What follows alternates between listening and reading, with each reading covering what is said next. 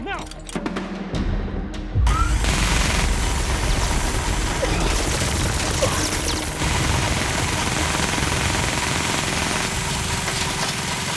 Zero.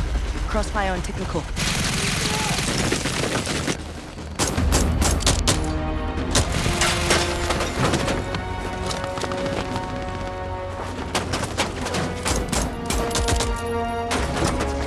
Zandi, stay down.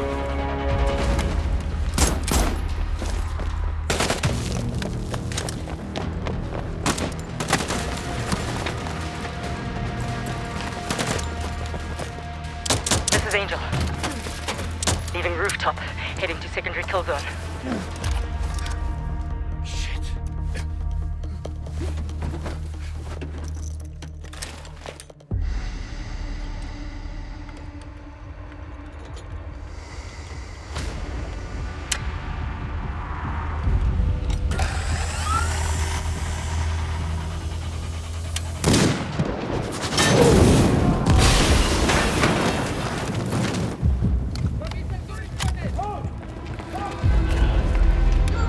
A dozen more just came in.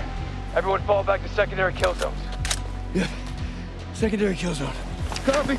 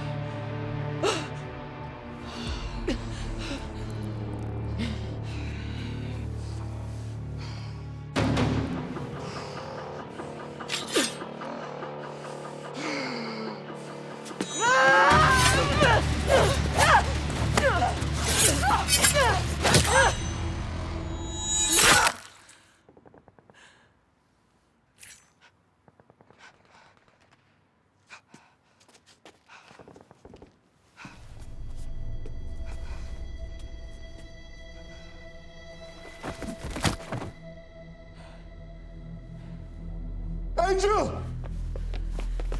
What's up? Ja, ich hab. Hey.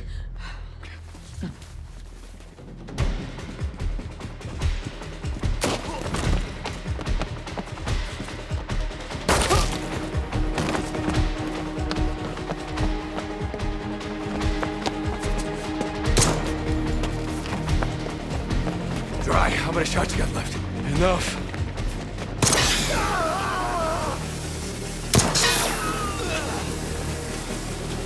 Let's split these guys up. Kitchen, office. Sounds like a plan.